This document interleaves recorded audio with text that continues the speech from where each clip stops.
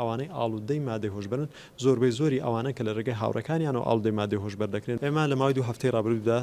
لە زنجیرێک ساڵێکیدا توانیمان 16 تۆمەتبار دەستگیر بکەین و دەستیش بگرین بەسەر بڕی 82 کیلۆگرام مادەی هۆشبەر. ئەمەش لە ئەنجامی هەڵمەتێکی بەردەوامی بە دوای یەکدا توانیمان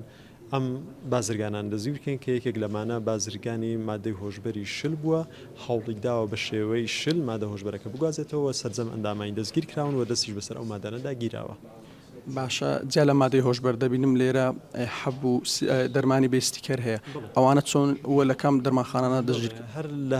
لە ماوەی ئەم 2 هەفتەیەدا ئێمە بەڕێبەرایەتنیشتی مادە هۆشبەرەکان توانیمان دەست بگرین بەسەر 45 کارتۆن حەبی پزیشکی بێستیکەر و بەشێکیان ماوە بەسەر چوون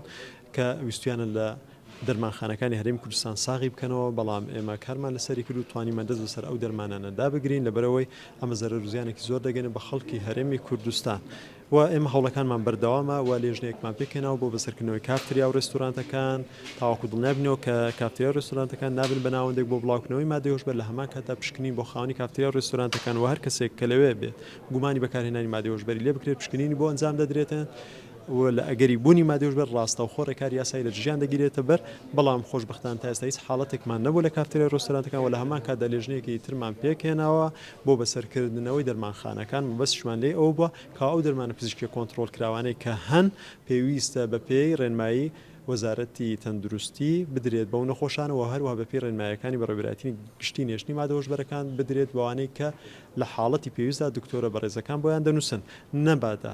حاڵەتێک دروست بێت یان خود ئیستیغلالیەک دروست ببێتن یان هەر شتێک لەم بابەتانە چووکە ئاڵودەبوون بەو جۆرە دەرمانان وا دەکات ئاڵودەوی بە جۆرەکانی تری مادەی هۆشبەر بۆیە ئێمە ڕێگرێکی تەواومان کردووە تاواکو بتوانین خەڵکی هەرێمی کوردستان بپارێزین بەداخەوە کە دەبینین لێرەدا لە هەرێمی کوردستان ئەوانەی ئاڵودەی مادەی هۆشبەرن زۆربەی زۆری ئەوانە کە لە ڕێگەی هاوڕەکانیان و ئاڵودەی مادەی هۆشبەر دەکرێن جا بە هەر شێوەیەک بێتن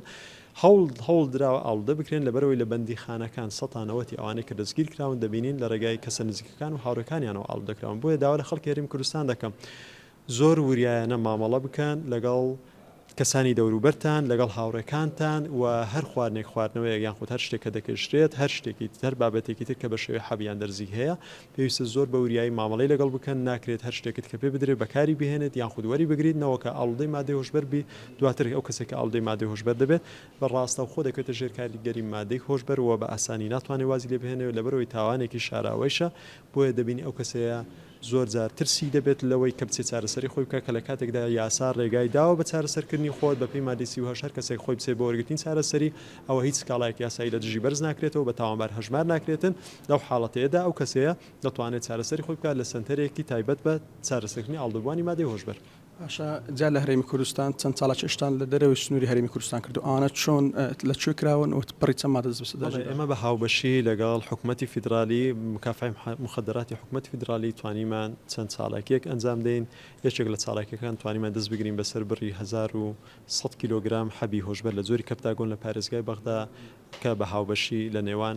بەڕێوەبەرایەتنیشتی مادە هۆشبەرەکانی بەغدا و هەروەها هەولێر و هەروەها سلێمانی و هەروەها مووسڵ و لە هەمان کاتیشدا لە چاڵاکیەکی تردا بەڕێوەبەرایەتی نێشتنی مادە هۆشبەرەکان لەگەڵ مکافحەی مخدراتی عراقی لە پارێزگای مووسڵ توانیمان دەست بگرین بەسەر بڕی 70 کیلۆگرام حەبی هۆشبەر لە جۆری کەپتاگۆن. ئێمە بە بەردەوامی چاڵاکی هاوبەشمان هەیە و توانیمانە بەیەکەوە چەندین تۆڕی بازرگانی نێودەوڵەتی لێک هەڵبۆشێنینەوە و توانیمانە بگەینە دەرئەنجامی زۆر باش ئەویش ئەوە بووە کە ئێمە توانیمانە بە شێوەیەکی زۆر باش ڕیشەکێشی ئەو بازرگانانە بکەین کەمە بەستیانە یان خۆت بە ئامانجیانە خاکی هەرێمی کوردستان بە ئامانج بگرێت.